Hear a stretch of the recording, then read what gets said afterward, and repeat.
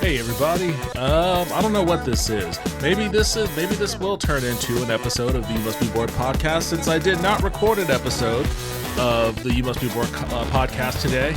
I just didn't feel like I had I say this all the time. I just didn't feel like I had a whole lot to talk about. Plus, I was distracted with Monday Night Football. So I just decided, yeah, you know what, I may as well just skip this one. So that was the intention. I don't know. Maybe this is going to be the new episode. We'll see how I feel after I'm done with this impromptu recording. I didn't stream. I didn't do anything else earlier today. Today being Monday, September 23rd, 2025.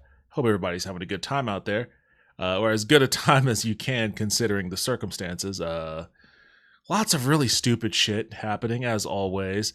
Trump administration came out and basically said that Tylenol causes autism, so I can't wait to see what the lawsuit around that looks like. The FBI are basically shadow admitting that they can't find any ties between Charlie Kirk's shooter and left groups, of course, as expected, but of course also as expected, that's not stopping the Trump administration from, I guess, issuing an executive order, which, by the way, I remind you, are not laws. An executive order saying that Antifa, which also isn't a group, is a terrorist organization of some sort. I don't know what that means, aside from gobbledygook. But regardless of that, a lot of stupid shit. There was some stuff I forgot to mention weeks ago about the ICE raid on a Hyundai plant. The ramifications of that starting to fall out with respects to foreign countries not feeling super comfortable investing in America. Just really stupid shit up and down the board. And then crazy shit like that TikTok musician, David, apparently under suspicion, maybe not arrested yet. I don't know if he was arrested yet. Kind of crazy that he wasn't arrested yet, but the remains of, I don't know if it's a 12-year-old girl or a 15-year-old girl, because some of the stories that I've read about it is she was 12 at the time she went missing, but she's been missing for basically 2 years, or she was like 13 or something like that. So she may be 15 now, or I don't know. I don't know what it is. Some underage girl, the remains of an underage girl, in very late stages of decomposition, was found in the frunk of his Tesla, of the musician David's Tesla. And all sorts of other crazy shit has been coming out about that. Apparently the dude has just had a song called Homicide Romance or something like that, where the lyrics are basically him admitting to like killing this girl, this child that I guess he was having some kind of relationship with. He's not a child himself, he's an adult. And a lot of lyrics for a lot of other songs contain words like I don't mind waiting for you and shit like that. I don't know. There's a lot of weird, creepy shit going on around that whole thing.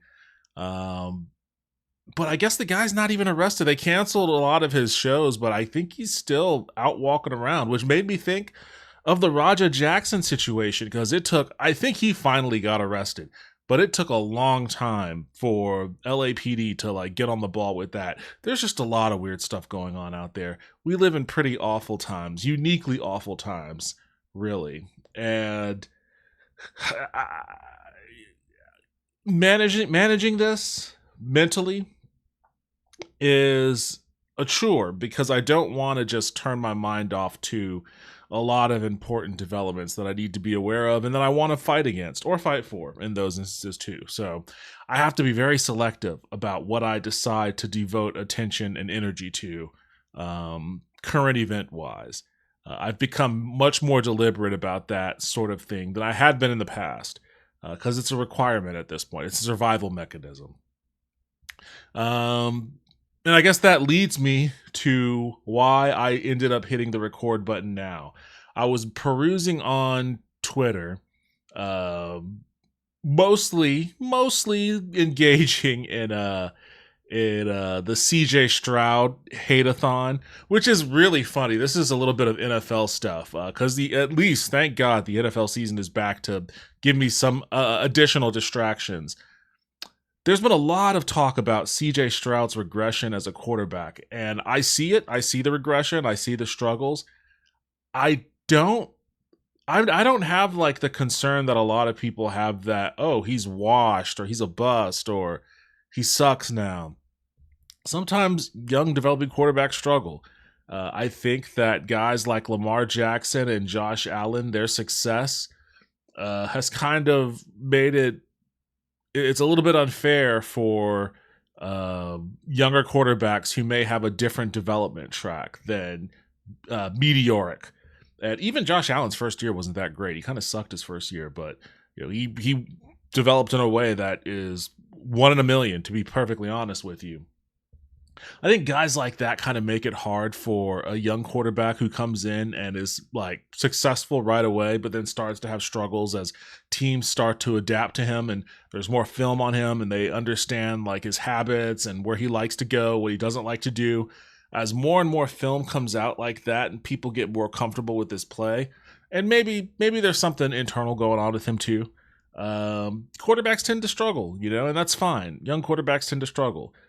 I'm not ready to like write him off as a wash, but I understand why so many people are, because he has just really rubbed people the wrong way, myself included. There's obviously the controversy of him, quote unquote, lil broing Caleb Williams and Drake May in his sophomore season. And I think combined with some of like the weird sort of air of arrogance that he kind of has in some media appearances he's had, I think all of that kind of just put a real sour taste in people's mouth about him, to the point where like I understand that because I have a little bit of that too, but I never had it to the point where I guess I take pleasure in there's like Schadenfreude in poor performances. I still want to see him do awesome stuff because he's a great player, even though I secretly root against him because I need for him to be humbled, which I think he's going through that process right now. But I was a little taken aback by just how many people are fully on board with the fuck CJ Stroud bandwagon going on right now. So that was interesting. That was an interesting thing to look into, but there's a lot of crazy developments. I watched the Sunday night game last night between the Giants and damn, I can't even remember who they played. Who did the Giants play last night? Because I wasn't even really paying attention to the other team. I was really paying attention to the Giants because Russell Wilson was just eating shit. And the entire stadium, they were lusting for Jackson Dart, who should have played. I guess he took a couple snaps, but there was no reason for them to keep. Now, if you want to see a quarterback that's washed, look no further than Russell Wilson. Like he is probably right now the textbook definition of washed in the league, and it definitely showed last night. Let's see, who did they play? The Chiefs. They played the Chiefs, who themselves, were kind of struggling. But that's kind of the Chiefs. They always kind of start the year off looking rough, and then turn it on come November, and then continue to accelerate through the postseason. But, they didn't look too great last night. The Giants hung in there for a little while, and if they had more competent quarterback play, then they could have probably really made a game out of it. Maybe even win. I sat there yelling at the screen at Brian Dable like I was yelling at the screen at Brian Dable like I was a Giants fan, but I just couldn't understand for the life of me why he kept putting Russell Wilson out in the field in a winnable game, despite the fact that he was not doing anything to make it a winnable game. It was winnable despite him. And Brian Dable, he's like, what, in his fourth year in the Giants? He had one winning season, which was his first one, and then he really, really shit the bed after that. He jettisons his quarterback, Daniel Jones, who everybody had universally accepted as, sucking, except he's in Indianapolis now, looking like one of the best quarterbacks in the league. Probably, I think he has better stats than the team has a 3-0 record. I think he has maybe not better, but comparable stats to Josh Allen. Like Daniel Jones is lighting it up, and now everybody is watching him at Indy, going, "Wait, Daniel Jones doesn't suck? Like Daniel Jones is pretty good. What's happening there?" Like maybe the problem wasn't Daniel Jones. Maybe the problem was Brian Dable. And then we watch Brian Dable put on a real shit show on primetime television, wondering why he isn't starting somebody who might provide a much needed spark to the offense, a rookie quarterback that you spend a first round pick on. I think they spent a first round pick on him. And it's like, what the fuck are you doing, dude? You're coaching like your job is secure. Like if I was, and I was saying it at the time, like after that series towards the end of the game when Russell Wilson just threw what easily could have been flagged as 3 back-to-back intentional groundings in the end zone, throwing it to Ghost, I can only imagine. After that, I would have been like, all right, deactivate Brian Dable's card. Don't even let him into the locker room. Whoever, Mike Kafka, I guess, was the OC. All right, Kafka, you're up. Let's see if maybe you can provide some kind of spark. Because also knowing that he wasted Daniel Jones in New York and now Jones is looking like a world beater at Indy, you really want to hand over your pristine, brand new first round quarterback to this guy? Do you really want to do that? I wouldn't.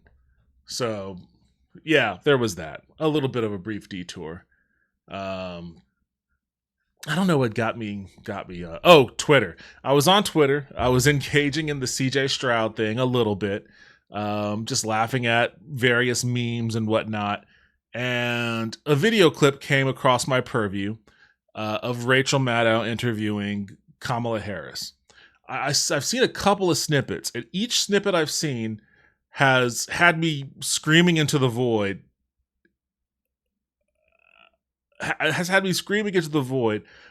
About some of the most nonsensical shit that she says and how detached from reality it is. It's really bizarre to me. And maybe it's all out of context, and maybe the full context will be more illuminating, but it's bizarre to me how so many months after Trump's inauguration and having seen the dichotomy of both the ashen hellscape that he's unfurling across American society at a record clip, juxtaposed to the energy and enthusiasm that the Democratic base are deriving from both its progressive wing, who are really out there selling a vision, creating it, because the Democratic Party has no vision. They are vision devoid. And the progressives are at least creating a vision, generating excitement around that vision, and selling it, campaigning on it, letting people feel like there's actually hope worth fighting for. And that's tremendous for the base. And opposite of that, even when you have guys that aren't doing that, like a JB Pritzker or Gavin Newsom, those guys are fighting Trump. And they're fighting Trump with gusto and vigor. And that gives the Democratic base a different type of energy and a different type of excitement and hope when they see somebody willing to do something. They aren't necessarily party leaders per se, not like Ken Martin at the DNC or Chuck Schumer or Hakeem Jeffries, but they are leaders in their own right. They're governors, governors of large states, commanding large economies. It makes perfect sense that they would be on the front lines on these sorts of things, and it's good to see them on the front lines fighting vigorously. Like JB Pritzker I think he's done more than Gavin Newsom, and Gavin Newsom's been doing some great stuff. He recently just signed a bill saying it's illegal for federal law enforcement to wear masks in California. So phenomenal. Let's see if the Trump's ICE adheres to that. I doubt it. So we'll see what kind of fight happens there. But that's the kind of move he should make, and every other Democratic controlled state should make. And JB Pritzker just beat back Trump's initiative to deploy National Guards in Chicago. Tremendous win. That's not getting enough credit, not getting enough attention. And he's out there doing his best to promote that win himself. So you have these two things that both should be lauded. You have the I guess, closer to the establishment, if you want to call them that. Gavin Newsom for sure. J.B. Pritzker, yeah. Establishment fighters who are actually putting up a fight using their elected offices and the power that they have in their states to fight Trump in a way that nobody else is. And then you have the progressives, the young progressives, who are crafting bold, new, fresh visions that get people excited. You have this 1-2 thing. This is something that if you yourself wanted to be a leader, and I don't know if she does. She wants to sell her book right now because I don't know, maybe she's still in debt from the campaign. But if she has intentions on becoming a presidential candidate again, then this is the kind of situation where you would look at these two things, these somewhat disparate things, because they are kind of operating in silos. There's not a tremendous amount of coordination between the establishment fighters and the progressive movements, the progressive campaigns. You would try to be the in between that wraps these. I don't know. I was going to use a word, but I don't think the word I want to use is applicable. I'm Googling it because I have to make sure I understand. Yeah, that's the right word. I was going to say that. You would want to position yourself to be the fulcrum between these two things.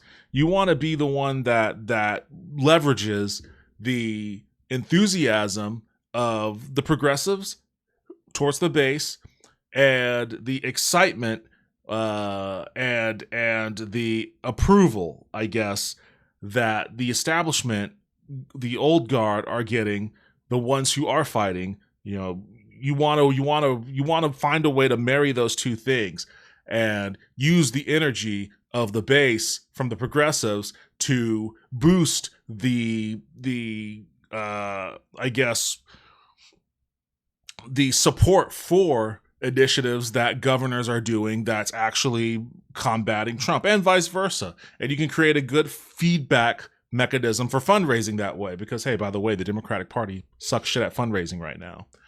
You would think you would want to position yourself, if you have like the media presence and the stature and the name recognition that, you know, a former presidential nominee, presidential candidate had.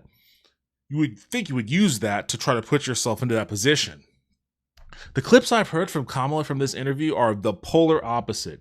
7-8 months into this, she is still living in like an October, maybe a September, but closer to October 2024 world. There's still a lot of excuses. It seems like I'm going to watch this whole interview right now. I pulled it up. That's why I'm recording this, because as just watching the few clips that I watched, I had so many thoughts and I didn't want it to escape my brain. So I don't know what I'm going to do with this. Maybe I'll cut it into the podcast. Maybe I'll cut a video react out of it. I don't know, because I have my video on right now. I'm not streaming, but the video's on. Just watching the clips that I saw drove me mad, but I want to see it all in the context, the full context. So I'm going to watch that right now. That was a very long lead up into this. I went on a tangent for a bit about the NFL. So I don't know, maybe, I need an editor.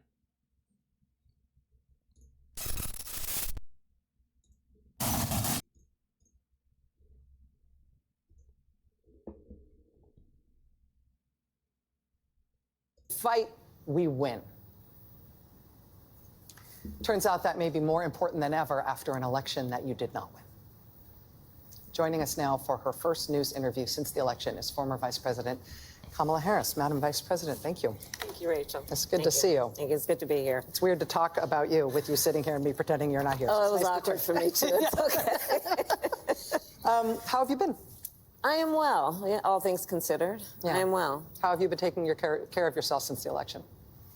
You know, I've... okay, so they're starting with the I have fluff, an of incredible course. family. I've been spending more time with them than I had for I mean, quite it's some Rachel time. Maddow. This Cooking isn't going to be hard-hitting and for writing. Kamala.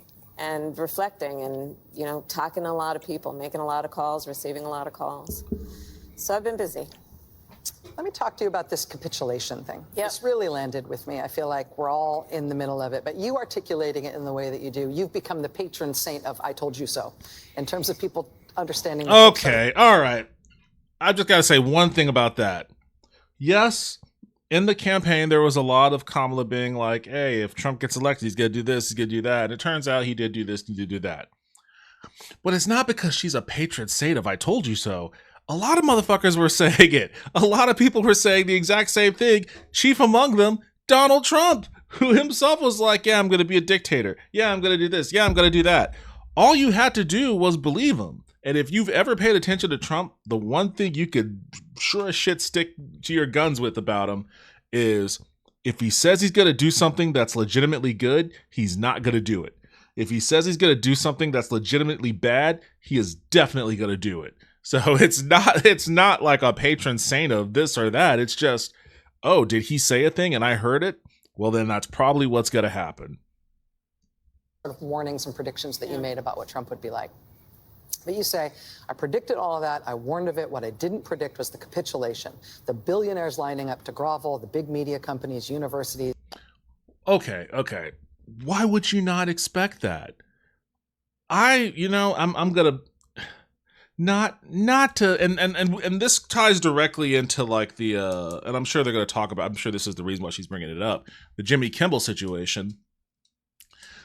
Years ago, I said something. I was talking to a friend of mine about, I forget what we were talking about, but I was talking basically about democratic socialism, capitalism, etc., because I think this is around the time Bernie Sanders was popping off.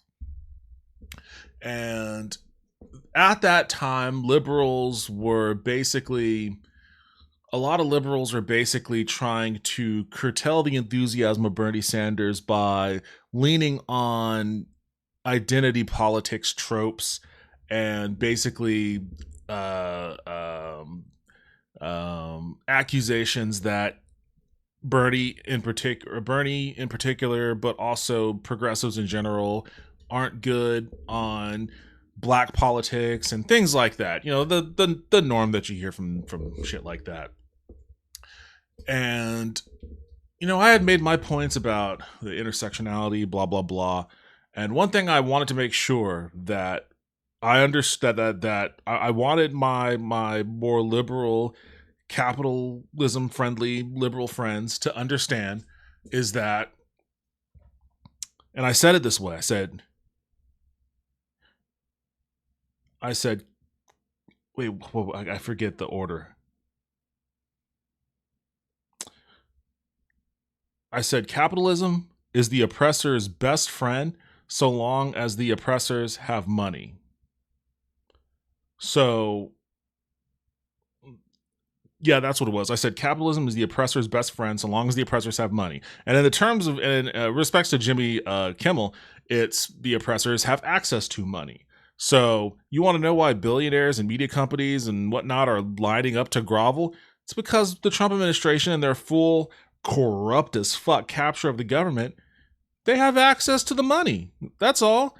Like this Nextel company or whatever, they want to merge with Tenga and become a what should be wildly illegal media monopoly.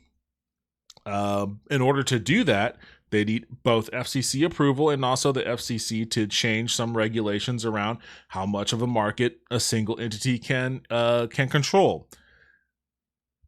If the FCC has access to that, then yeah, they're going to, if they're corrupt, they're going to make crazy demands. If Nextel wants the money and control and power that comes from having that mass media market from a merger, that merger equals lots of money, basically. That merger equals a lot of money. Not having that merger means losing out on a lot of money. So what are you going to do? You're going to do whatever you need to capture that money. If that means capitulating to demands of oppressors, you're going to capitulate to the demands of those oppressors. You'll trick yourself into thinking it's actually a good thing on a whole if you need to. If you don't need to, you'll just do it. But one way or another, that's what's going to happen. So it's not a surprise to me that billionaires are groveling at the demands of this hyper-corrupt administration. Why wouldn't they? Why wouldn't they? The only thing they're interested in is market capture and money. And money is the reason why they want the market capture. They just want money. They just want as much money as humanly possible. This is the best environment that the investor class has ever seen to make as much money as humanly possible laws be damned. Like there's no such thing as crime, white collar crime anymore. White collar crime doesn't exist. You could do whatever you want. Like see Tom Homan getting a sack full of cash on an FBI sting operation, and then they just totally threw that in the trash. There was also something that came out about Pam Bondi. I think it was like something about some doctor in Utah. I forget what that was. It was like a doctor in Utah that was like during COVID, he was prescribing the COVID vaccine, but instead of giving his patients shots of the mRNA vaccines, he was giving them saline shots, and he was writing fake vaccination cards and selling fake vaccination cards, which is an incredible crime on so many levels. And Pam Bondi's DOJ dismissed the charges against that doctor, which is fucking insane. Absolutely criminal shit at the top level here. But crimes are all legal now. Like, well, not all crimes. If you're poor, there are more things that are crimes than there used to be. Things that used to not be crimes, but normal things like saying, I don't like that guy. That's a crime for you now, you fucking poor. But if you're rich, then you can get away with doing whatever you want if you're willing to pay the right people. So it's not a surprise to me. I don't know why it's a surprise to her. I think it's because she's a part of this. She's a part of it. Maybe she's naive, or maybe this is a grift. I don't know. One thing that came out about her campaign very early on, when she before she even selected Tim Walz, she was out there campaigning on price caps on groceries and shit, which is awesome. That was probably her best policy before she abandoned it. But the reason why she abandoned it is because an Uber executive, which is like her brother-in-law or something like that, told her, hey, you should probably drop all of that populist progressive shit. That's making some of our donors uncomfortable, blah, blah, blah. And she was like, yeah, okay. And she dropped it. She dropped it. Like, she's susceptible to their nonsense. She knows the billionaires who are lining up to grovel. She should understand if she actually had and I don't think she has any kind of governing philosophy or any kind of ideological tentpole that for which her policies all derive. I think she's probably just a suit, really, just an ambitious suit that's kind of a cipher, willing to absorb whatever policy she thinks she needs to absorb in order to win. And if that's the case, then I guess I can understand where the naivety comes from. But if you're steeped in these people and you've been paid attention to how politics works at the highest levels in the past 30, 40 years, this shouldn't be a surprise. This is just how things operate. The only surprise is that it's out in the open for everybody to see now, and not like in, to use a overplayed cliche, a smoky back room. Although I don't know, do smoky back rooms still exist? How many people are smoking nowadays? Is it a vapey back room? You don't have to be in a back room if it's a vape. You can vape in the front room. So maybe they're making these deals in vapey front rooms. So many major law firms, I will note, including your husband's. Yeah, and he spoke out about it. He's been very vocal in criticizing it. You said they've all been bending to blackmail and outrageous demands. Yeah. Why did you not predict the capitulation? And what do you make of the effort to try to put some steel in the spine of those institutions? So, as you know, I am a lifelong public servant. But I've worked closely with the private sector over many years. And I always believed that if push came to shove, those titans of industry would be titans of industry. Why would a titan of industry, which is like a fucking Ayn Rand term, that's like an Atlas Shrugged fucking phraseology. Why would a titan of industry be a guardrail for democracy? They're like diametrically opposed. They don't want, that's why they're anti-union. Unions are democratized workplaces. They don't want democracies in their workplaces. They want totalitarian regimes in their workplaces. Well, so why would you ever expect them to like be okay? They're probably okay with it to a degree that, you know, if they leave their workplace, they kind of leave that behind, and they want to feel like they're not that when they're out with their family or they go to the movies. Oh, I'm not a totalitarian dictator. I'm watching Avengers with my son. I'm just an American that's eating a hot dog. I got to go to the office tomorrow and lay off a bunch of people so the stock can go up. You know, they probably don't think that way. But that's what they are. That is what they are. So yeah, they're not going to be guardrails towards authoritarian takeovers, because they are also little mini authoritarians. They're little, the pocket boot, the pocket geez, I forget the terminology for that. They're just like pocket dictators, little pokey dicks. Pokey dicks? Probably don't want to call them pokey dicks. I don't think that works very well. Importance of sustaining democratic institutions.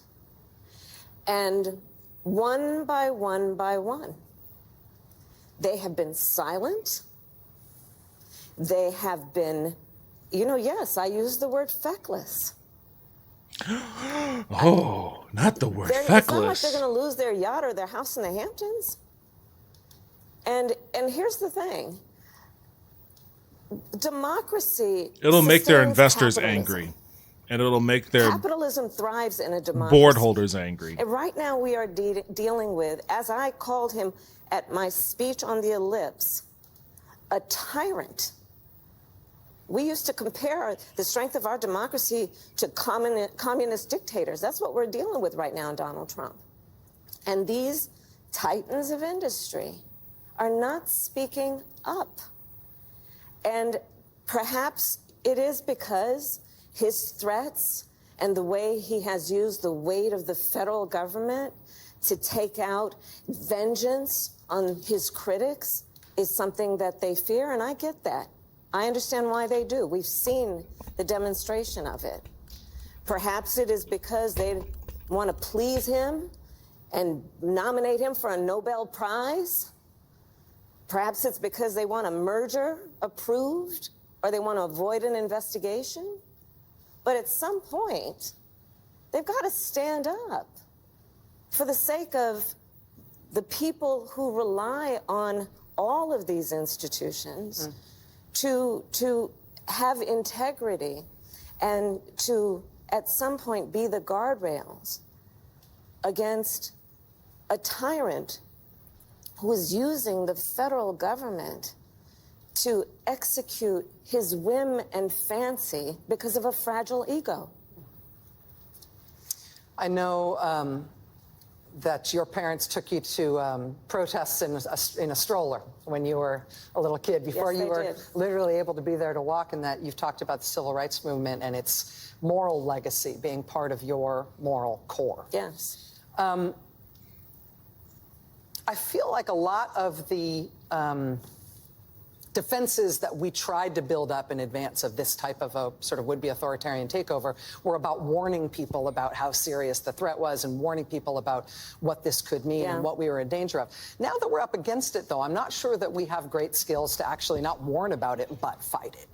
And if the problem is the system collapsing and the guardrails, as you say, collapsing, and people who have power, who ought to be titans, not acting in any sort of titanic and standing way. together, because there is safety in numbers, as the saying goes. Yes. I wonder if the American people who are repulsed by what Trump is doing and who are in public opinion polling very much against what he's doing, as you note in the book, are going to be turning their ire and their protest movement and their organizational capacity against these institutions that are failing as much as they are against Donald Trump himself and the administration, if that's the way the sort of resistance is headed. So, one, back to how you opened the show. I mean, talk about the power being with the people and the people making that clear with their checkbooks as it relates to the suspension of Jimmy Kimmel. We saw the power of the people over the last few days, and it spoke volumes, and it moved a decision in the right direction. I think that part of where we are now in terms of thinking about what the fight is, it requires. So basically, the Jimmy Kimmel situation, as of now, he's supposedly back on the air. ABC reinstated him after a colossal movement of Disney Plus, Hulu, ESPN account cancellations. It was pretty gargantuan. So Disney got hurt. They lost $4 billion in market valuation from all of the cancellations and all of the negative backlash.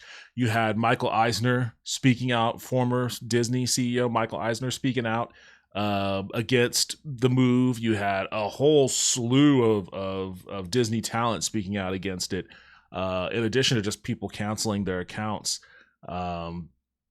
Yeah, it was, but this is also this is just a part of movement politics. Anybody that has been even tangentially paying attention to what progressives have been gearing towards since basically Occupy Wall Street, this is how the left plays the game. You have to utilize, and this is what makes me really angry. When I started at the top of this, I talked about the energy of the energy that progressives are giving their base by way of a vision, a policy vision, and also the energy that governors like Gavin Newsom and J.B. Pritzker are giving by way of actually fighting against Trump. You have to get your base involved. You have to get people involved. We have the numbers. We don't have the organization. It's a lot easier to organize, I guess, smaller amounts of people if you have tremendous amounts of money and a more centralized universal message that you could pipe out to a cult-like group of people that are going to follow it, like loyal little devotees. Much easier to do that. And even in those instances where it's been difficult for the right to do it, they have always made investments in machine function to make it easier. Basically, media consolidation. I don't know if you've noticed, but in the blink of an eye, all of your media funnels through some right-wing douchebag. You've got Elon Musk that owns Twitter. You've got Larry Ellison that owns TikTok. You have Jeff Bezos that owns the Washington Post and Twitch, for that matter. You've got all of these people who were either sitting behind Trump during his inauguration or who have otherwise sworn fealty to him post inauguration, controls the vast majority of our media.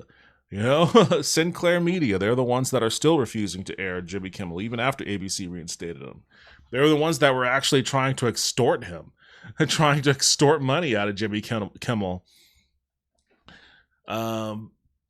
We don't have that on the left, so that makes it a little bit harder to get the message out. This is why Republicans have always disliked the internet, basically, because Democrat, or the left, I should say, have always been better at organizing on it.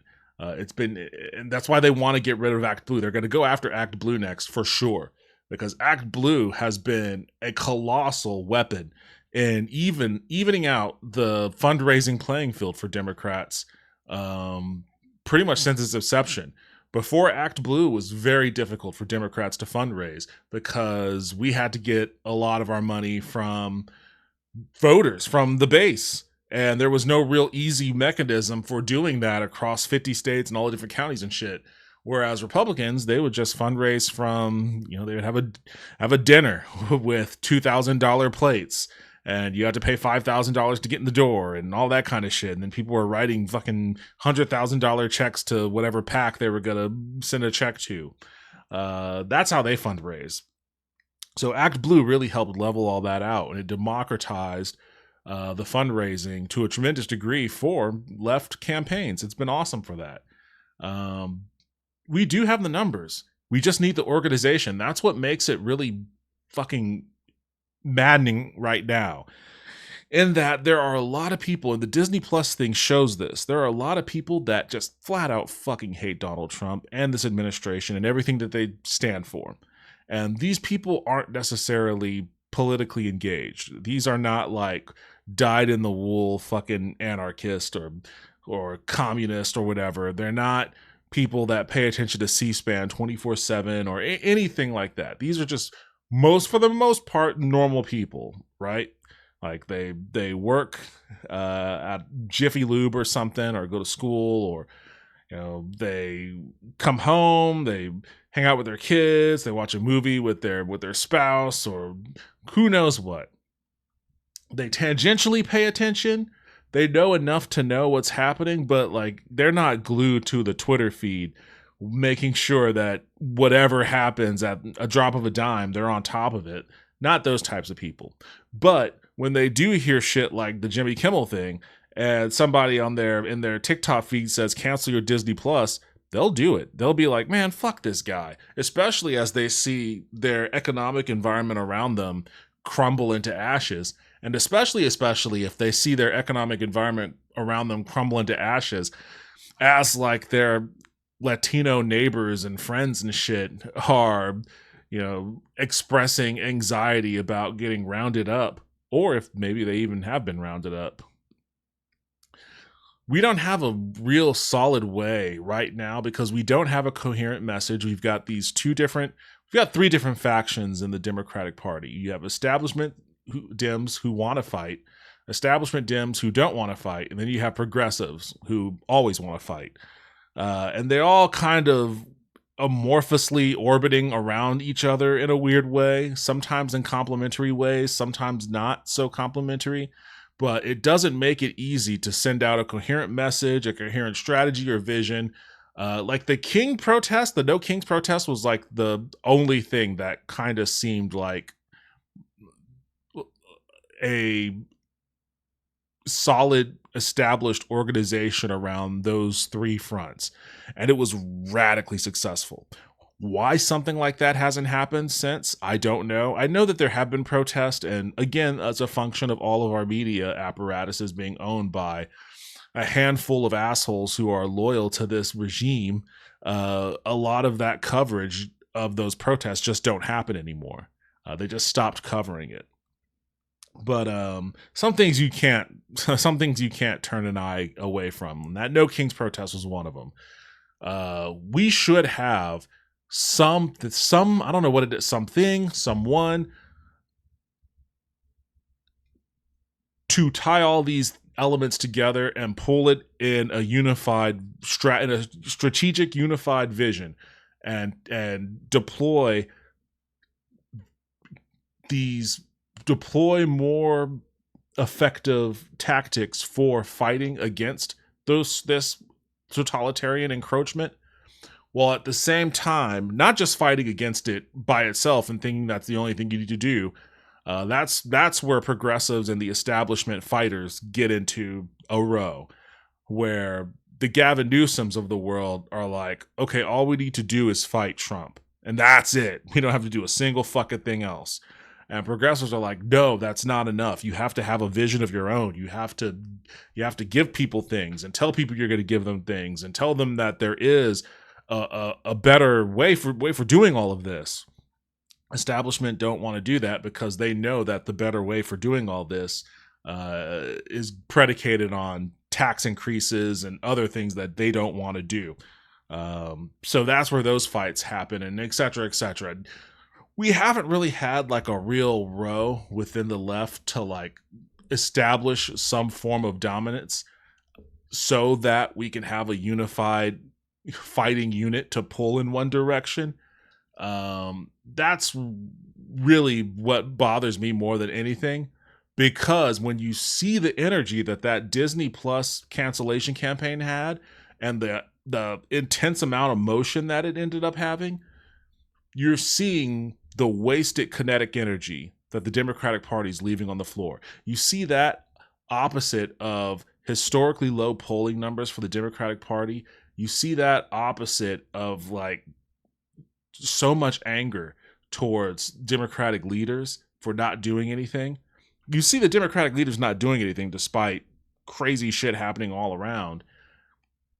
You just realize that there's so much potential that's being evaporated into nothingness, into the ether. And to this point about the Disney Plus having a campaign having a real impact and showing people that the real power is in collectivism. Yes, this is the point of democratic socialism. This is the point of unions.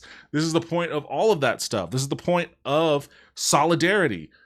You know, a very famous union quote: "United or divided we beg, united we bargain." You know, we have more power together than we do individually. That's why American rugged individualism is one of the worst things to happen to the American psyche. You know, no rugged individualism, rugged solidarity. That's what gives you power. That's what makes your life better. And we need somebody to recognize that and to output that message. Even Bernie Sanders isn't, I mean, he's doing a decent job. I like his oligarchy tour and all of that. He's inspiring a lot of people to run for office, which is great. But there is no unifying call to action from his campaign other than, hey, you guys should run for office. Like, there needs to be something more there. And the absence of that, both from him and everywhere else, is what it opens the lane wide open for the Trump administration to get away with doing whatever the fuck they want. So I have a big frustration with that. Kamala's not wrong in this point. Yes, that Disney Plus shit is exactly the blueprint. It needs to be extrapolated, though, beyond just market consumerism. Like, voting with your dollars can only go so far when half the market's owned by like 10 people, which is the whole reason why also the left is pro trust busting. We need to get back on that fucking trust busting tip, and we can't trust centrist Dems who don't ardently agree with that. That has to be a part of the plank, especially going forward after all this shit. Who knows what our media landscape's going to look like in 2-3 years?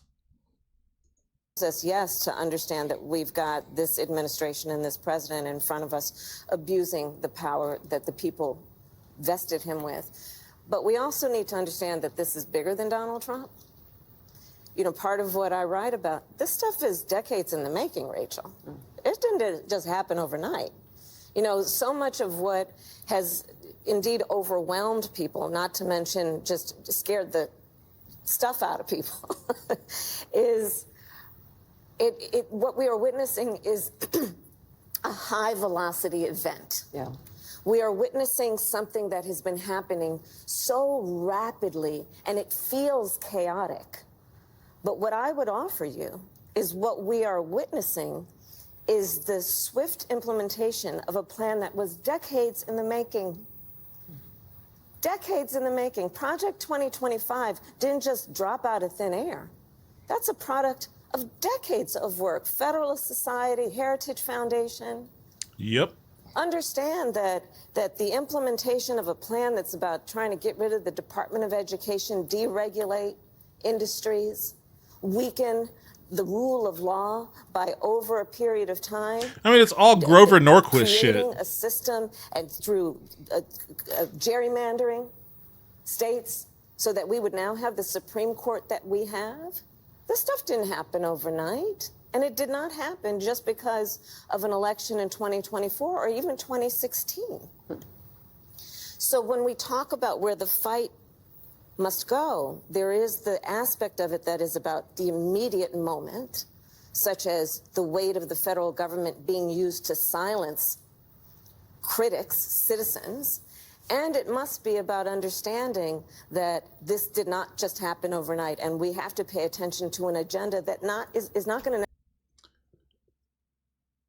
I'm frustrated by this because this is basically the flip side of the coin of the rant that I just went on, with respects to Democrats not having a vision.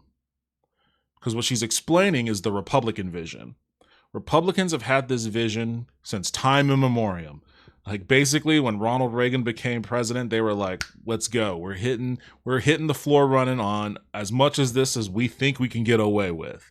And they got away with a decent amount back then, but there was some stuff like, Ronald Reagan was oddly far more progressive on immigration than your garden variety Republican is now.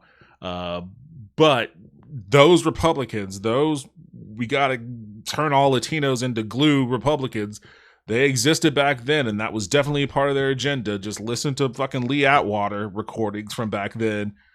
But they took their deliberate time and whittled their way via guys like Pat Buchanan and shit, and they whittled that supremacist ideology deeper and deeper into the core of their broader vision, their broader plan, as they were weaving that vision and plan out into threads of legislation.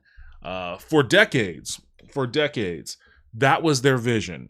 And they sold it. They sold that vision through various means of grift and deception, but for the most part, they were relatively honest about what they wanted to do.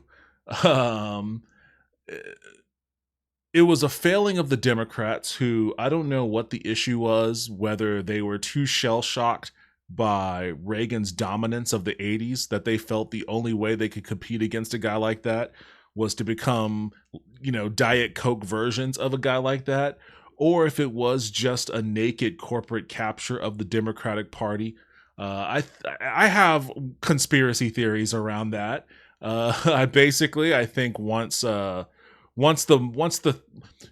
Democratic Party was backed by unions, and unions were backed by the mob, and I think once the mob became a non-factor, going after unions was mission number one of the corporate class.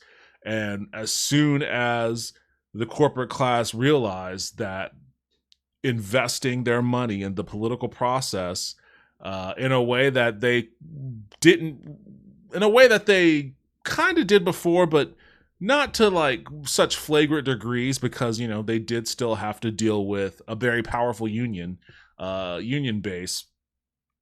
Once they realized basically, oh, hey, look, we got a Democrat like Jimmy Carter deregulating credit cards and airline industries.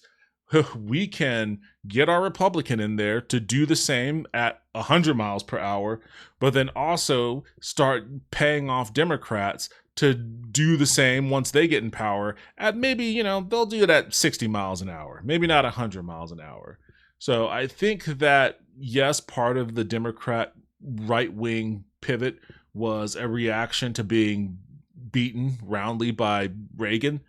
But I think another part of it was just corporate capture, the infancy of corporate capture in the 80s. And then as that developed into something like the new establishment, because the old establishment were New Deal Democrats. And those guys like Ted Kennedy were reduced in importance and power.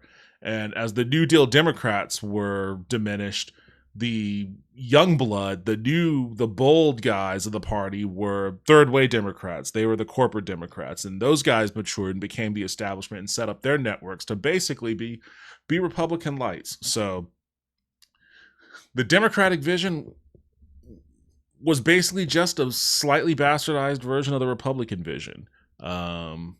And as the corporate capture of the Democratic Party became more prevalent, and the resistance to actually campaigning on more traditional Democratic left policies and values became a little bit more eschewed, if that's the word I want to use, if that's even a word. I think the Republican vision just became more and more of the normal established vision. It became less, oh, this is the Democratic vision, this is the Republican vision, these two are going to fight. And it became more, this is the vision brought to you by Republicans. Democrats, what do you think about that vision? What is your opinion about that vision? Do you like it? Do you not like it? Oh, why is it a bad vision? And occasionally you might win an election if you made a compelling enough case about why the Republican vision was a bad vision. But it's always within the context of framing it around the Republican vision. So in that sense, it was inevitable that it was going to end up being brought to its violent authoritarian conclusion. But her answer here does not speak to a need for a bold democratic vision that inspires hope and engenders energy, which again brings me back to the people that are doing that right now in the country, which is largely the progressive base. This feels like a consultant answer to me. This is like, we're going to talk around the problem, but we're not going to actually address the problem, because once we start addressing the problem, then all of a sudden people start talking about taxing rich people. They start expecting things from you, like universal child care. Like, you're not going to do that, are you? No, we're not going to do that shit. Don't talk about anything that might put you on the hook for offering somebody something tangible in a way that would affect your donor's bottom line. So this feels like it's kind of maneuvering around that fact. Necessarily go away when this guy is finally termed out of office. Well, let me ask you on that gerrymandering front. The White House has been very aggressive, pushing Republican-led states to gerrymander their maps to effectively give Republicans a major edge heading into the midterms next year. That has led to related responsive Democratic efforts, including in your home state of California. Do you support Democrats' effort to kind of fight fire with fire there? Will you be involved in that California measure, for example? I absolutely support it. You mentioned Gavin earlier. By the way, Gavin has a great sense of humor. So, you know, he's going to be fine. But did you warn him about the hiking thing? You did. Yeah, okay. I've known Gavin forever. He literally has a great sense of humor. But let me say about what he is doing with redistricting, it is absolutely the right way to go. Part of what we've got to, I think, challenge ourselves to accept is that we tend to play by the rules. But I think this is a moment where you got to fight fire with fire. And so what Gavin is doing, what the California legislature is doing, what those who are supporting it are doing to say, you know what, you want to play? Then let's get in the field, let's get in the arena, and let's do this. And I support that. Speaking of a sense of humor, your book is very funny, which I think helps a lot, given that there's a lot of to have a sense of difficult material. Yes. I'm going to read something where I have to bleep myself in the middle of reading it out loud, sort of. This is the part when Trump told an audience, National Association of Black Journalists told him that you happen to turn black and that you now wanted to be known as black. You say, on the plane that day when I first heard about Trump's remark, we patched in Brian Fallon, your senior advisor, communications advisor, on a call to strategize a response. Brian wanted me to punch back with a big speech about my racial identity, like the one Obama had given. I was so... You can say pissed on TV. What are you doing, Rachel? Jesus. This is a different problem with a lot of establishment politicians. Trump said this shit, and her response was to contact her strategist in DC to strategize a response. Why is that necessary? Just be like, fuck you, dude. Fuck you. Fuck off. That's all I really need to do. That's all I really need to say. Like, I think this feels like this is like Hillary Clinton shit. Like, you have to focus test every single fucking word that you say. If someone's saying some out-of-pocket shit to you, pop off on them. What, you think people are going to blame you? Again, nobody likes this motherfucker. He is universally reviled, and that remained the case during the fucking campaign. So, like, only people that really liked him were his, like, insane cultist. And that doesn't mean that his insane cultist spread to meteoric heights of support to get him elected. There were just a lot of people that didn't like the fact that you fucking said, oh, there's nothing different I would do from Joe Biden while people were paying crazy amounts of money for fucking groceries and rent and car payments and shit like that. People wanted to hear, I'm going to do something different, and you didn't say that. So they, took a swing at this fucking lunatic again. And then as soon as he started enacting his bullshit policies, that support fell through the floor. All those dudes who wouldn't have supported him before, but felt like they had no choice to support him if they wanted something to change economically, they all flip-flopped the other way immediately as soon as they realized, oh yeah, that's right, this guy fucking sucks. Just be a normal person. Just be a normal person. Like, I don't know why you gotta fucking strategize about a response to some off-the-cuff remark that this asshole said that made him sound racist. To say, I was so pissed that I didn't hold back. Are you effing kidding me? I was not about to take Trump's bait. He lies all the time, I told Brian. He throws out outrageous statements to distract from the real issues. Quote, today he wants me to prove my race. What next? He'll say I'm not a woman and I need to show my vagina? I don't even know if I can say that. Brian, on the other end of the phone, fell silent. I imagined the deep crimson of his blush. All right. So first of all, you made me say it. That really happened. Yes, but how do you decide? I mean, in the moment, particularly when it's so ridiculous, it's funny. How do you decide when to not take the bait and stay off the terms that he's trying to set for the debate, and when to punch back? What did you learn about that in the process of going up against him? So, early, I also talk about, the first 2 weeks that I was the top of the ticket, we had no polling, because no polling had been done on me. So it was my gut. Yeah. And so I came up with this speech that actually was about, I was a prosecutor. I dealt with people who engaged in sexual abuse. I was attorney general. I took on people who engaged in fraud, on and on and on. And so I know his type. I remember this line, yeah. And because there is, there's something about in the English language why is Rachel Maddow phrase, so I know pleased his by type that does a lot of work for you. Because it's something we all relate to, whether it was that boss, it was that person, whatever. I know his type. And so the character that I feel like I need a reminder real quick right now. She didn't win. Like, she's recycling a lot of these old lines and bits and reactions and responses with this level of, like, I don't know what the word is. It's not, I don't know. I guess self-satisfaction, maybe? And she's selling her book, so yeah, I get it. But it's almost like an NFL coach being like, yeah, that's right. I punted on 3rd and 2.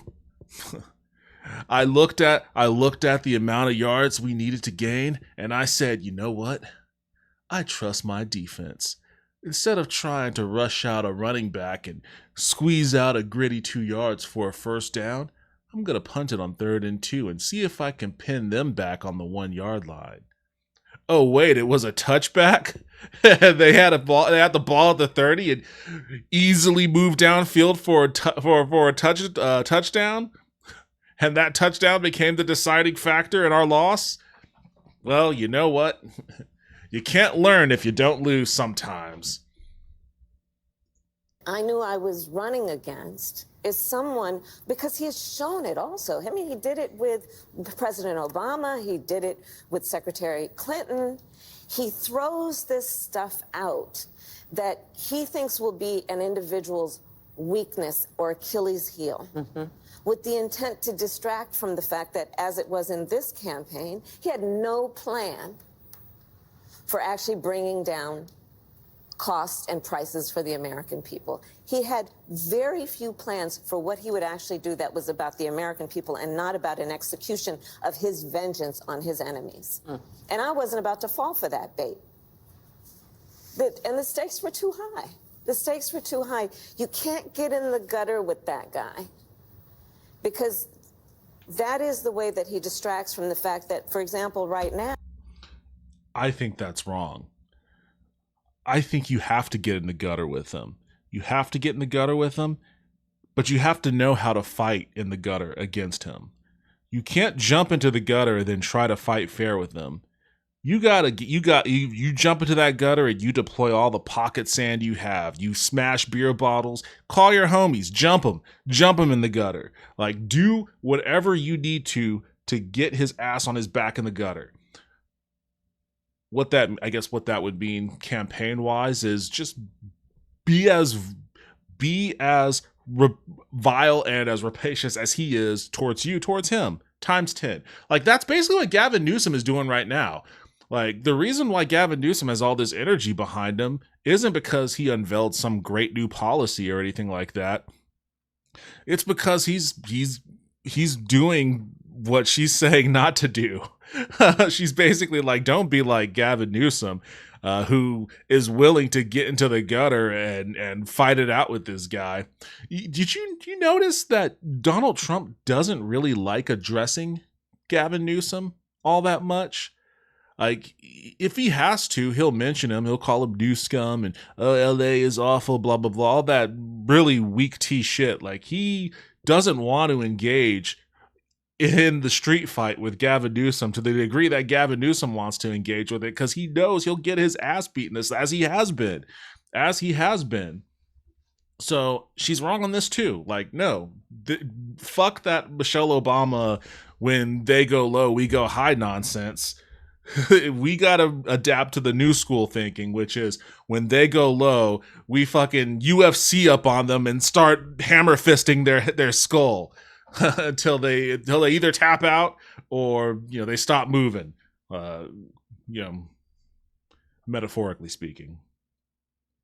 Now, he promised the people who voted for him that on day one he'd bring down prices. And I do believe, Rachel, that's one of the main reasons that the people who voted for him elected him, because they believed he would do it. He lied. We're now in a position where unemployment is up, inflation is up, the cost of groceries is up. So, as the folks used to say, don't fall for the okie doke. Just don't. All right, why is she laughing lots more like to ask that? you. We'll be right back with Vice President Kamala Harris. Her How much new more book of this is there? 107 Oh, days. It comes out tomorrow. It's going to be a... The fuck is going on here? Oh, this is just a straight from TV rip. This is the answer. Oh man.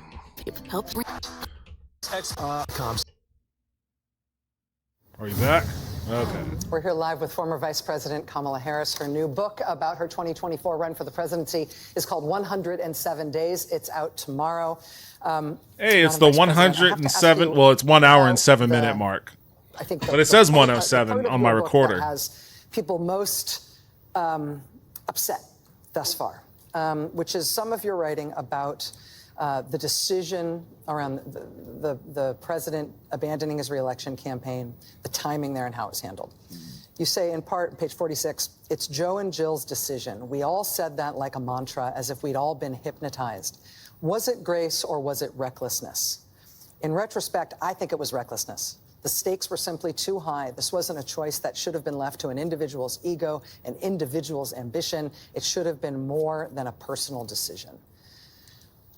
Whose decision should that have been? How should that decision have been made? So when I write this, it's because I realize that I have responsibility that I should have followed through on. Which is, and so when I talk about the recklessness, as much as anything, I'm talking about myself. There was so much, as we know, at stake. And as I write, the where my head was at the time is that it would come off as being completely self-serving. If you said to President Biden that you did not think he should run again. Yeah, or even that he should question whether it's a good idea. But I think that, one of the reasons I wrote this book, Rachel, is there are actually a number of reasons. One, that it is unprecedented. right, to your point of what you said in your opening, we had a president of the United States running for re-election, 3.5 months from the election, decides not to run. The sitting vice president enters the race against a former president of the United States who's been running for 10 years with 107 days to go. And it ended up being the closest presidential election in the 21st century. And there was so much about those 107 It's an days asterisk that, by that one. for me, and this is really a behind-the-scenes look at those 107 days, was about seeing people who seemingly had nothing in common coming together by the thousands with a level of optimism and, dare I say, joy about the possibilities for America. And I hope to remind people about that light that people brought to it. And that joy and optimism happened when she first entered. People were very excited because Joe Biden was a cadaver that was dying on in real time on TV. And he had an abysmal performance against a Trump who also had an abysmal performance in that debate, but just was significantly less abysmal. People were excited when she jumped in, when she started saying very popular policy proposals like capping the cost of groceries. People were very excited about that. When she decided to pick an incredibly charismatic Tim Walz, an incredibly progressive, charismatic Tim Walz as her running mate, people were super pumped about that. That was the peak. And then when Tim Walz came out there and started calling Republicans weird and all this other great messaging that, again, this was not the they go low, we go high shit. Tim Walz was like Gavin Newsom. He was ready and willing to jump down in that gutter and start biting kneecaps and shit, to quote Dan Campbell. Biting kneecaps and throwing pocket sand at people's eyes. He was willing to do that. And it proved, again, to my earlier point, it proved super effective. It was very effective. It pissed Republicans off. It made them look weak. It made them look childish. It made them look weird, which people did not like. And people responded to that because they knew Republicans were weird, but no one ever really came out and said it. They were used to a Democratic Party that for some stupid fucking reason would always come out and be like, we need a strong Republican Party. Oh, my friends on the other side of the aisle. Oh, you know, I barbecue with a lot of Republicans. A lot of Republicans, we want to reach out to Republicans. There are a lot of Republicans who are disaffected from the Trump administration. We just need to reach out to those Republicans. No, none of that shit. It was, these motherfuckers are weird. We don't know what the fuck they're going on about. They destroy the economy every time they come anywhere near it. Like, we gotta get these weirdos out of here. We gotta get these fucking losers out of here. And people were super responsive to that. They love that shit. That was the peak. That was the peak of the joy of Kamala's campaign. Once the DNC happened, it was all downhill from there. The DNC, which was like a who's gathering of the biggest, richest oligarchs and billionaires across the spectrum. And they got together in their suites and they basically dictated what the Democratic platform was going to be. And she went out there and delivered it. She talked about having a big dick military and, you know, tax cuts for small businesses, the rent cap shit, or not rent cap. Although Biden proposed the rent caps, that was his desperate last second plea to like, stay in the race. He proposed rent caps, and I was fucking for that shit too. She didn't adopt that policy. Now, oddly enough, a big contributing factor to people's lack of interest in her candidacy was when she went on The View and said, there isn't anything I do any different from Joe Biden. I guess one thing she would do that was different is not propose a rent cap, because that shit didn't carry over from the Biden campaign to the Harris campaign. They got rid of that. They got rid of the fucking the price caps on groceries. Like they went full right-wing Democrat. They were like, fuck Tim Walz, no more weird shit, no more talking down Republicans. Your shadow VP is now Liz Cheney. You're gonna go touring with Liz Cheney, and you know we'll just keep Tim Walz on the side doing radio spots and playing Madden with AOC on Twitch. That's what Tim Walz will do while you're out there barnstorming the country with Liz Cheney.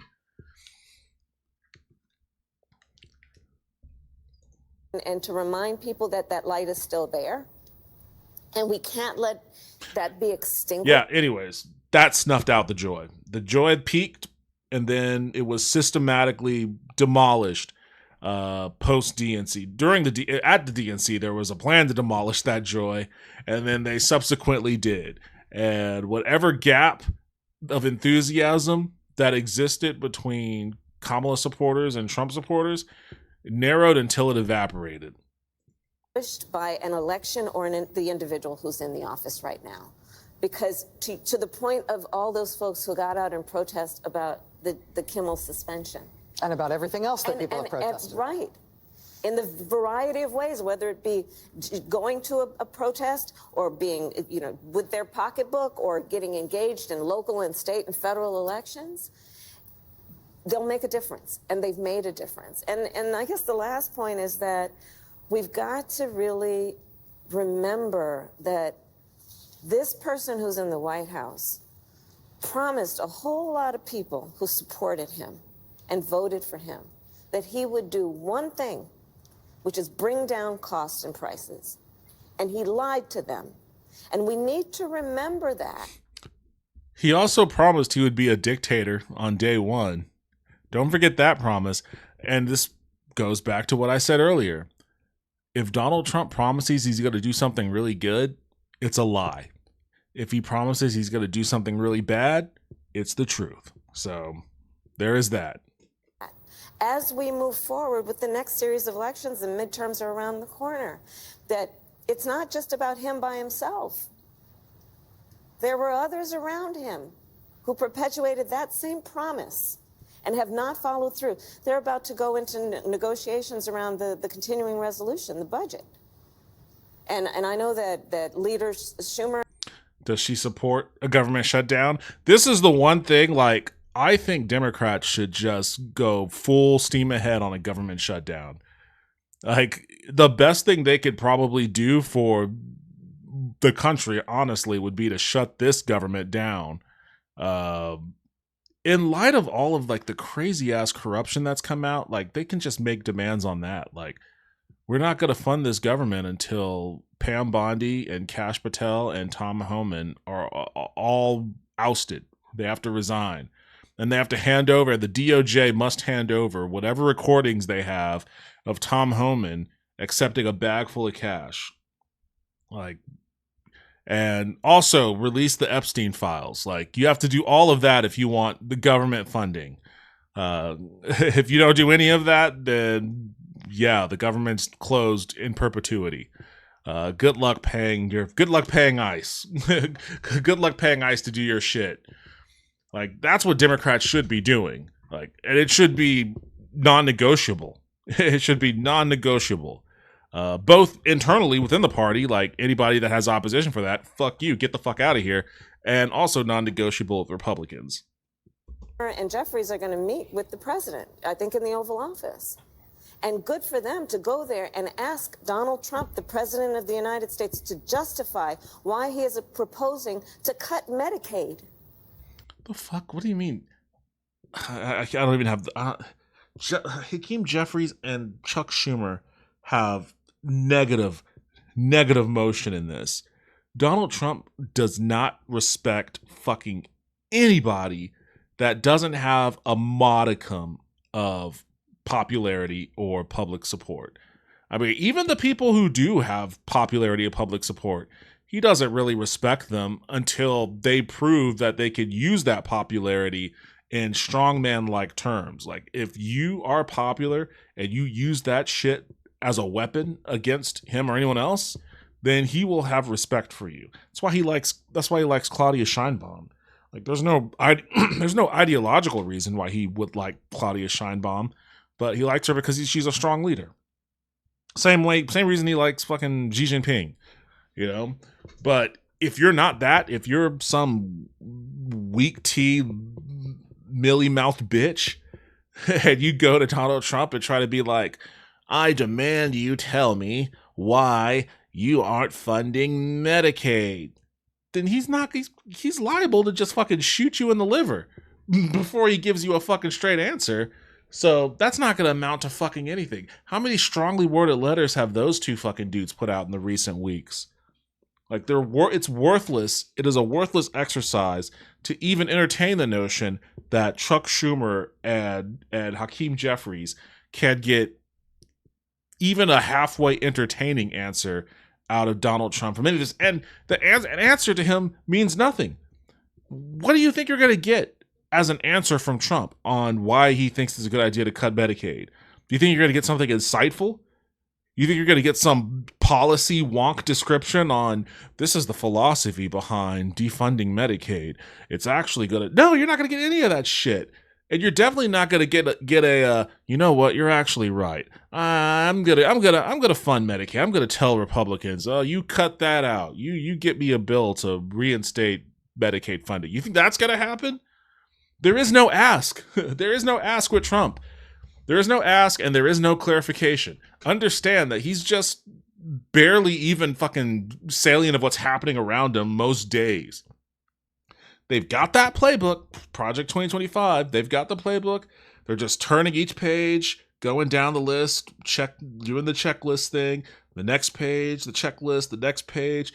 And so long as Trump continues and his inner circle continue to profit wildly in very criminal-like manners off of his ability to exercise the government to his own personal means, he's not going to give a fuck about what Hakeem Jeffries or Chuck Schumer have to say about Medicaid.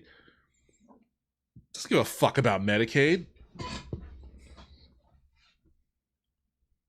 That's why I was like, and the funny thing about that golden Trump statue that's in front of the White House now, or somewhere around the vicinity of the White House, is that's literally what I said. That's what I said the left needs to do. That's literally what I said. I can't remember when I said it. It was some months ago. It was after the Qatar thing, when Qatar gave Trump a plane. And then suddenly the Trump administration started talking a little tougher about Israel, even though it was bullshit.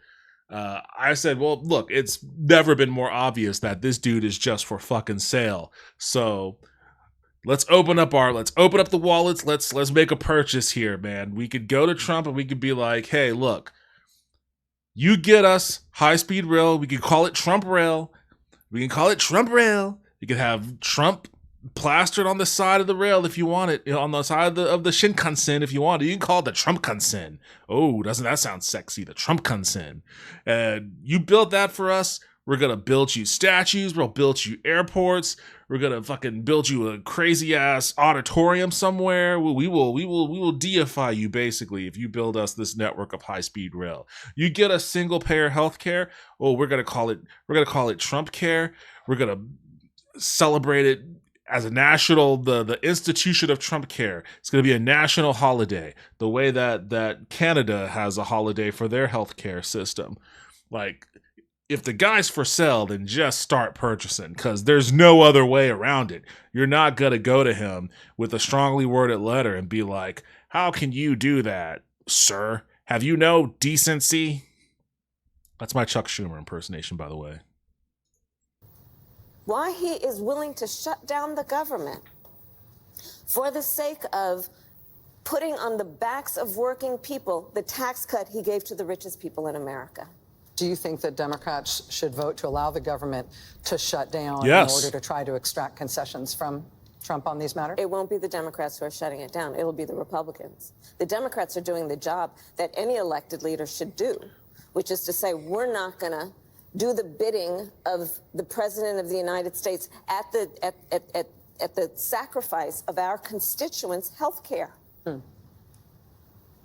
Negotiate. Why can't she just... Okay, so I guess what you can ascertain from that answer is that her answer to Rachel Maddow was yes. I guess yes. She does think that the Democrats should shut the government down.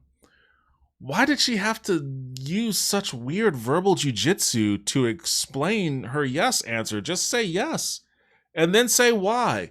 You don't have to do this. Oh, no, the Democrats aren't going to shut it down. The Republicans are going to shut it down, because then don't do that. Like, don't confuse the issue here. Like, just say yes. Just say that's what we're for. That's what we're for. We're gonna shut it down because there's too much damage that will be done if we continue to fund it in its current iteration. Like, the only way that we could save Medicaid for all the people that are gonna suffer from losing it is to extract these concessions through a shutdown. So that's what we got to do. It's not what we want to do, but we have to. Obviously, we're fighting a dictatorial regime that cares not even a single solitary ounce of fuck about anyone that's worth less than a couple $1,000,000. And even a couple million is pushing it. You gotta be at least 20 million. You gotta be at least 20 million deep in order for this administration to actually really care about you. So in light of fighting against that, we've got to do extraordinary shit to make sure everybody that's worth less than 20 million, anybody really that's worth less than fucking 500,000, has some semblance of a safety net available for them at a time when, oh, by the way, these guys are also putting everybody out of work. Everybody out of work. Fucking farmers are out of work. Construction people are out of work. You know, the tech field, if you're not in AI, you're probably out of work. Like, this is bad juju for everyone. And if we want any semblance of support for the chaos that's being wrought nationwide, the only way we're going to get that is through a shutdown. So that's what we're going to have to do. Unfortunately, our hands are tied in this, but that's what we're going to have to do. Just be upfront, be straightforward. Be straightforward and honest with people about this shit. Stop trying to be too cute by half with your answer here. You describe in the book something that you called a secret project that you ran as vice president, that you called the STARS Project, identifying up-and-coming talent in the Democratic Party. Oh, is that what this came from? Okay, this is one of the clips I saw on Twitter. She ran a STARS program to fight. Oh, Jesus Christ, what a colossal fucking failure that was. Who are the Democratic stars that came out of that? We only just really became made aware of like a few people that honestly mostly came from Bernie's apparatus. Kat Abou-Ghazala, Zohran Mamdani, Graham Plattner, Al Said, I forget his name. I forget his first name. Al Said in Michigan. Like those guys, sure. James Tallarico, I think, has just kind of been independent doing his own thing, but he's popping off now. Was he a part of this STARS initiative? Who was? I'm curious to hear more names. Ask them about their interests. You say that more than one of them said they felt like they were being called to the principal's office when you asked them to come in. But the folks who you met with in this way include some of the people who you see very frequently now on MSNBC. Jasmine Crockett, Angela Also-Brooks, Maxwell Frost, Robert Garcia. Maxwell Frost is also a Bernie person. He's a good dude, but he's also of the Bernie wing. But yes, rising star. I guess if Kamala called him in, then great on her part for recognizing him. That's good. Jasmine Crockett as well, although her politics don't necessarily align with mine. She is of the fighting establishment side. She's like the fighting centrist. Yeah, she's the Gavin Newsom, J.B. Pritzker wing, which I have an appreciation for. I do. I have a real appreciation for that wing, even if the politics don't align with my own completely. So I don't really have anything negative to say about Jasmine Crockett, although I don't really also know a tremendous amount about her to even form a negative opinion. But I appreciate her fight. See more. Arguably the fastest rising star right now in Democratic politics is Zohran Mamdani, who is going to be elected mayor of New York City, and probably in a landslide if the polls are anything to go by. Lots of mainline Democrats have been very shy about his candidacy. They seem somewhat flummoxed by his success. As a sort of talent spotter in the Democratic Party, what do you think of him and his candidacy? And what do you think of mainline Democratic shyness and agitation about the prospect that he's going to win? Look, as far as I'm concerned, he's the Democratic nominee and he should be supported. Do you endorse his candidacy? I support the Democrat in the race, sure. But let me.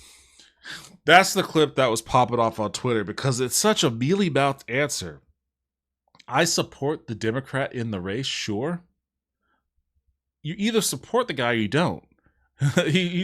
And by saying it like this, it seems like you're kind of capitulating to the idea that you don't. So you don't endorse. Again, this is like fence sitting. You don't endorse him, but you don't want to lump yourself in with the Chuck Schumers and Hakeem Jeffries of the world who are also not endorsing him. So you just kind of do like this. You like someone is like, hey, what do you think about this double bacon cheeseburger? Do you like it? And it's like, yeah, I like all food. It's like, I like all food. Yeah, sure, why not? I like all food. It's like, no, wait, but I'm asking you about. I mean, this is my recipe. I went to the kitchen. I grounded the meat from brisket and seasoned it, and I smash. It's a smash burger. It's got the crispy edges. It's got cheese, and I made my own sauce for it. Like, what do you think? Is it good? It's like, yeah, I like all burgers. Like, all right, well, shit. But what does that really say about your opinion on the fucking burger, huh? Like, you're almost better off saying nothing. Really. But I guess if you want to give her some degree of credit, I guess give her a credit for at least being like, sure, I like all food. Why not? So there is that at least. Let me just say this. He's not the only star. I know that, he's in New York, and I know New Yorkers think they're the center of the world, and here we are in New York having this interview. It is the biggest city in the country. And I love New York, as the saying goes. I really do. But, I mean, there are people like Barbara Drummond in Mobile, Alabama, Helena Moreno in New Orleans.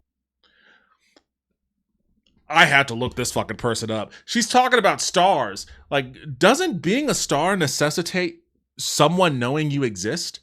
Like, I've never heard of these fucking people before. I guess Barbara Moreno? Is that her name? Barbara Moreno? And I love New York as Alabama. But, I mean, there are people like Barbara Drummond in Mobile. Barbara Drummond. I looked her up. I tried to find some information because I was like, who is this person? I've never heard of them. Like, they might be someone interesting. And as far as I can tell, she was in the Alabama House, didn't really get up to much. She co-sponsored some legislation, but none of it was particularly,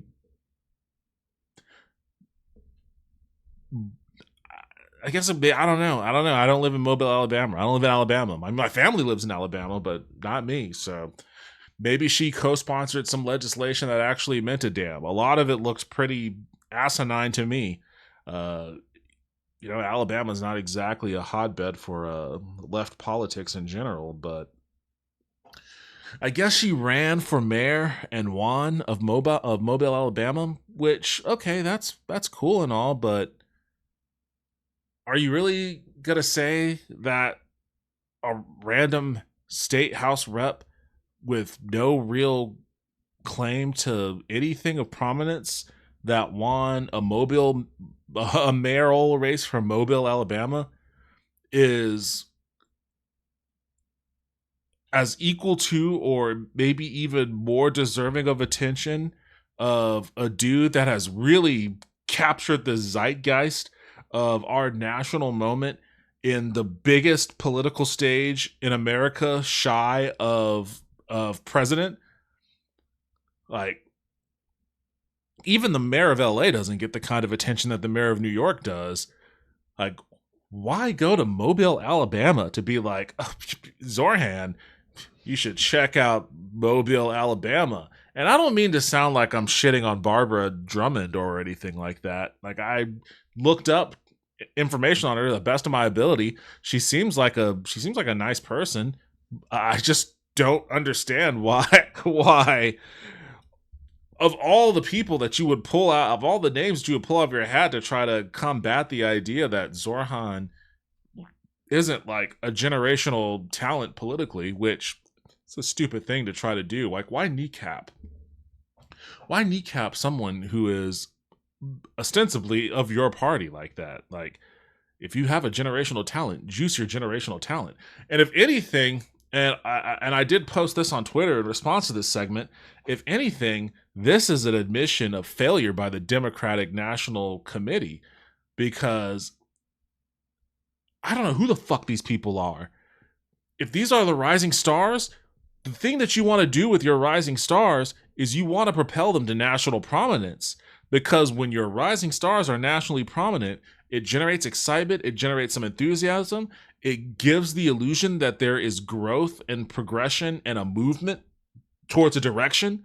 Of course, it's hard to do that when your party doesn't have a vision, but if your party does have a vision, then the rising stars of that vision will engender not only a bunch of enthusiasm in the base that could lead to like volunteer work and all that sort of stuff, but arguably as important, it generates fundraising. And one of the news items that have been coming out month after month after month after month is the Democrats' anemic fundraising efforts. They're raising no money right now. So if there's this push to boost rising stars in the Democratic Party, it's a complete and total fucking failure. The only stars that have been pushed have been Zohran Mamdani, Graham Plattner, to a degree. He's really popping off in Maine.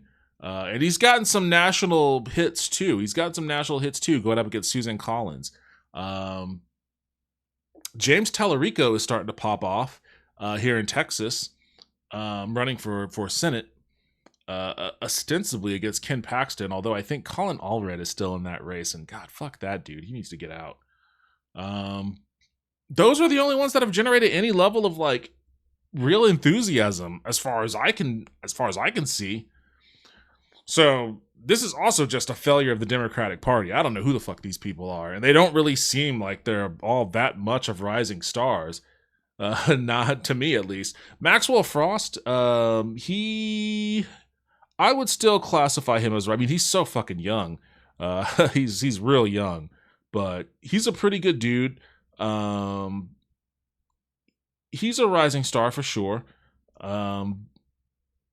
I don't know. I guess he's a little bit more establishment friendly as a progressive of the Bernie wing than some other Bernie progressives are. But we'll have to see. Time will tell on him, because I don't really know.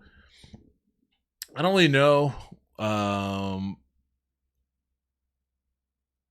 really know what his ambition is. Which is fine. I mean, he's a House member, so that's good. We need a lot more of those right now. But I just haven't really seen him. Like he was on iShow Speed stream a couple weeks ago. Speed's touring America, and he was in DC, and Maxwell Frost gave him a tour of his office and stuff, and that was cool. That was fine. I like Speed. Speed does good stuff. But yeah, I don't know. I think Maxwell Frost is probably, amongst her list, is probably the only one that and Jasmine Crockett. They're the only ones that have like a potential to have legs. Like, I don't know who these other people are at all. Alabama, Helena Moreno in New Orleans, they're all running for mayor too, and they are stars. So I hope that we don't so over-index on New York City. But why shit? Like, also, why is she pouring cold water on enthusiasm? Who cares? She wants people to be excited about Mobile, Alabama? Who the fuck is excited about Mobile? People in Mobile, Alabama aren't excited about Mobile, Alabama.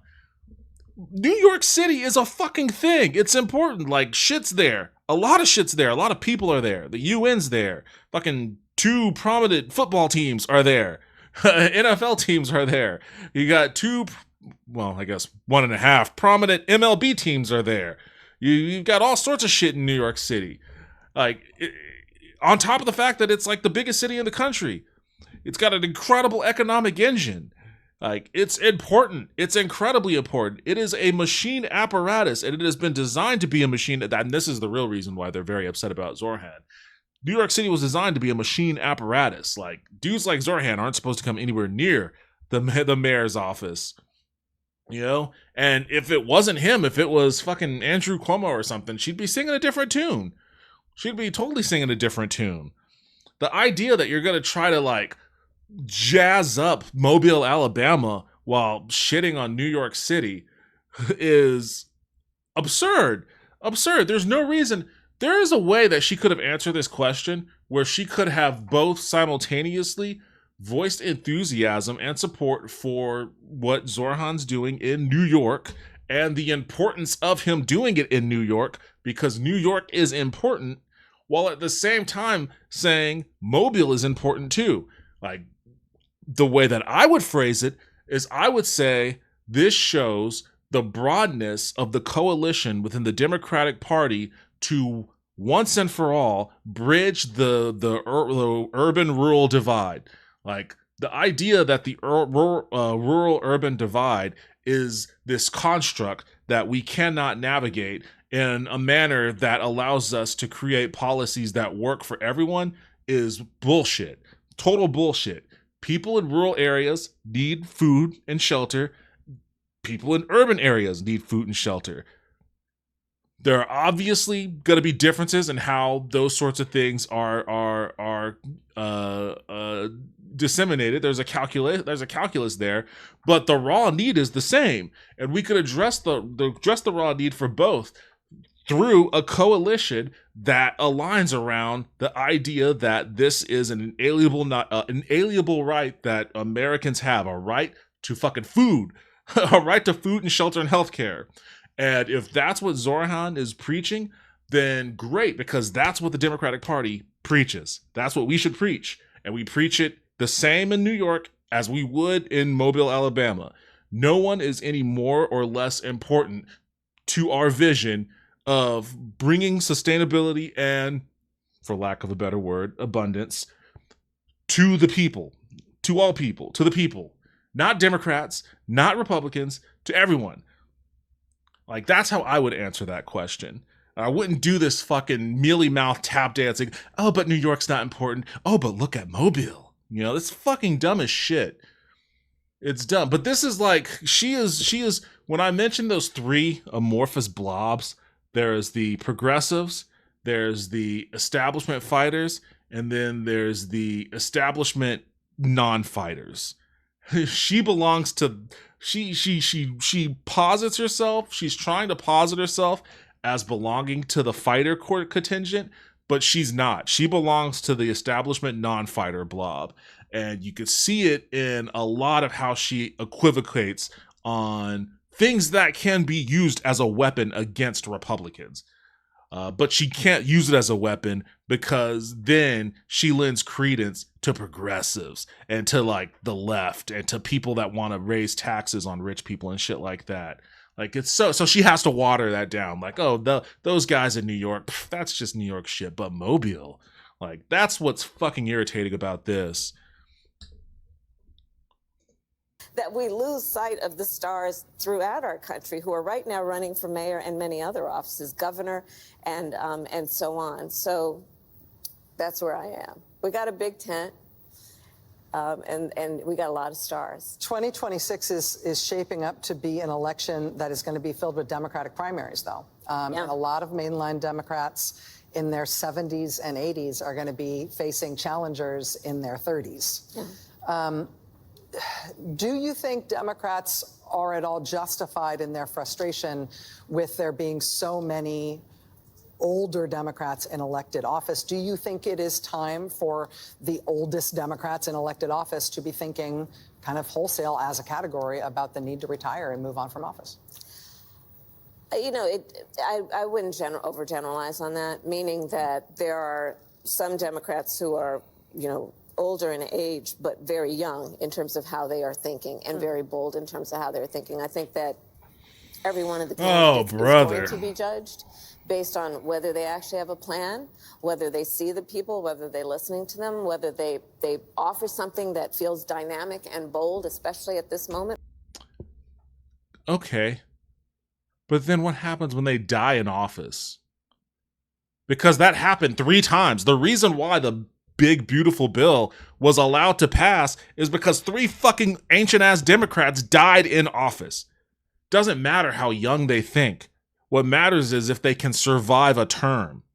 Like we're gonna deal. We're talking earlier about shutting the government down so that we could have some kind of leverage over saving Medicaid for all the people who are about to lose it.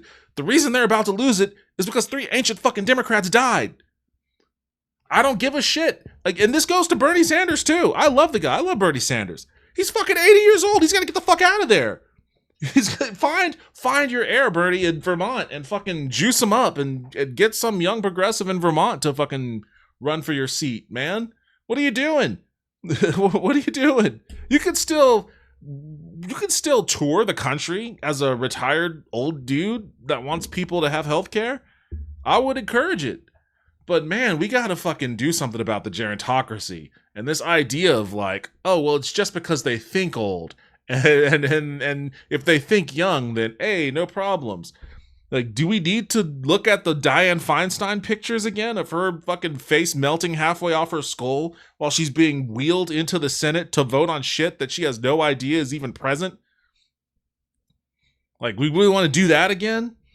We want another RGB or RBG rather, who fucking dies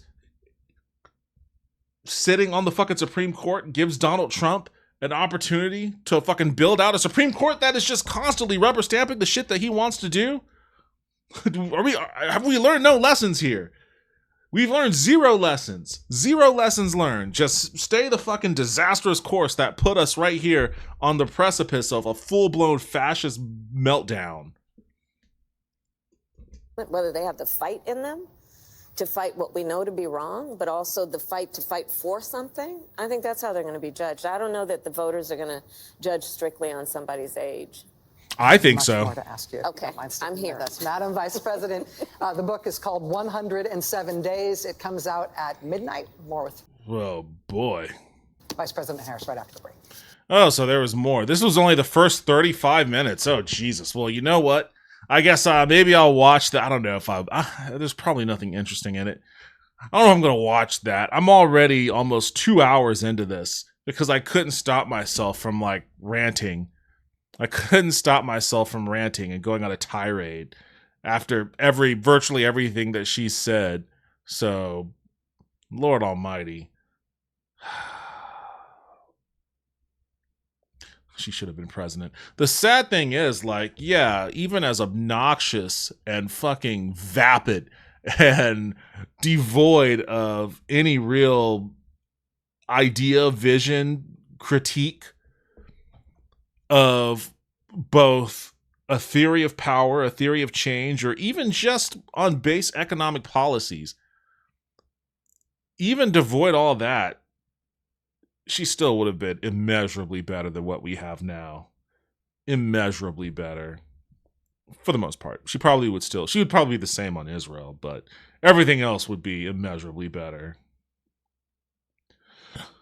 Oh, boy, oh boy. Oh, the libs are lapping this up. I don't even know what this channel is. It was just the only one I could find that actually had a long form of the interview. I don't know if they have the second part of this. Not that I'm gonna fucking watch that right now. Oh, Stabby's World. Well, I don't want to watch Stabby's World right now, even though I love Stabby's World. Yeah, that was the one I watch right now. I guess they don't have the second. No, I guess this is the... Wait, what? No, this is Lawrence O'Donnell. I don't want to watch that shit.